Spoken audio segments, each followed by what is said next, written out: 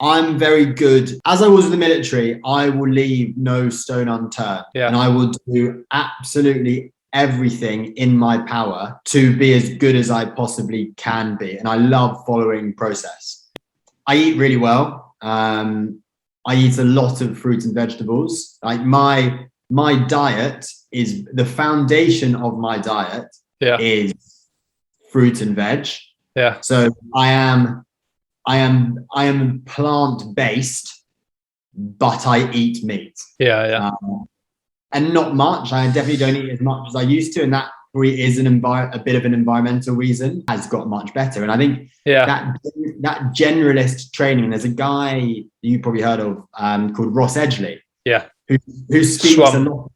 Yeah, swimmer, but also usually a bodybuilder and is massive, but swam around the coast of Great Britain. Yeah. He speaks about sort of general preparedness training, which is just completely non-specific training, which is what I think has made me a good ultra endurance athlete, is because I have done foundation training from when I was young. Yeah.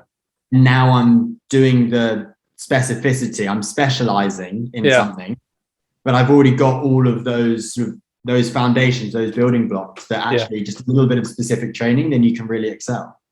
Yeah, exactly. And it's just training with it. It's just being smart with it. Like, you don't train for something that you're not doing. Yeah. Like, if I was training for a 100-miler, would I be doing max intensity hill reps? No. Yeah. Because it's pointless. But some people think that you have to work really, really, really, really hard in training, and you have to be sick and all of these things. Like, that's just, as an endurance runner, no, that literally couldn't be further from the truth. Yeah. Like, yes, you will be tired the whole time and you will live on caffeine, but you should never feel so. You should always feel like you could do another set, or like you could do another 10 minutes of running. Yeah. And get up and do it again the next day. Like, until race day, because consistency is the key. And my greatest running achievement is, I think Marathon des Sables. For me, it was proving to myself, and I think to other people, what is possible if you work hard. Yeah. Yes, there's genetics involved, but Marathon des Sables is a pure endurance race where the definition of endure is a long time being uncomfortable. A couple of people asked the same question. Sticking with that, how do you cope with things when things get tough, like a mindset? Have you got any mantras you say to yourself or do? Or so I think with everything, one of the first things that you need to do is to accept it. I know I can look at my training program, or I can look at a race, I can almost pinpoint where it's going to hurt and where it's going to get tough. And then when it happens, I've accepted that it's going to happen. I'm like, right, well, it's here now. You knew this was going to happen. Yeah. So you've just got to deal with it. And a real mixture of real food, gels, sports drink. I'll start using caffeine, and that's fine. And a lot of people ask, do I actually drink Red Bull? Yes. I wouldn't advertise something that I didn't use.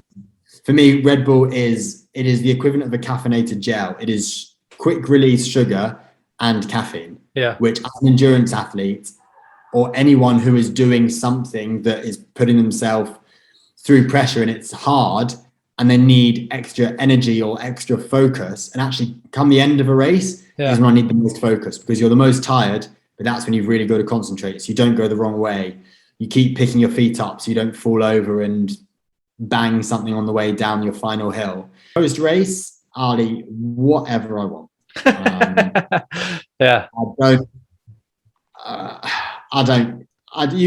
You can't take life too seriously. No. And if you can't be at the top of the mountain the whole time, and actually the psychological benefit of eating the things that you actually really want to eat is great. I like mashed sweet potato in a wrap Sorry, dogs are barking again. Yeah, that's fine.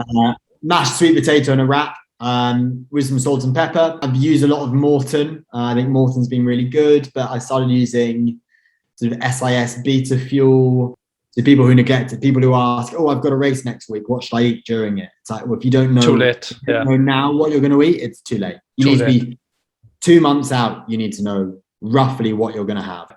And finally, to wrap things up, Tom, is if you were to go back to yourself before you started taking running a little bit more serious, what advice would you give yourself?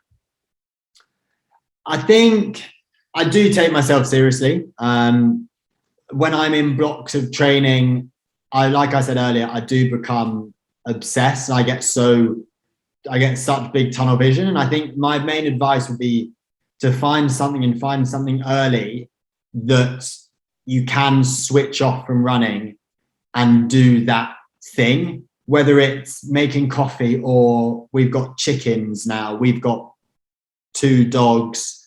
I'm doing up a Defender. We bought a house last year. Yeah.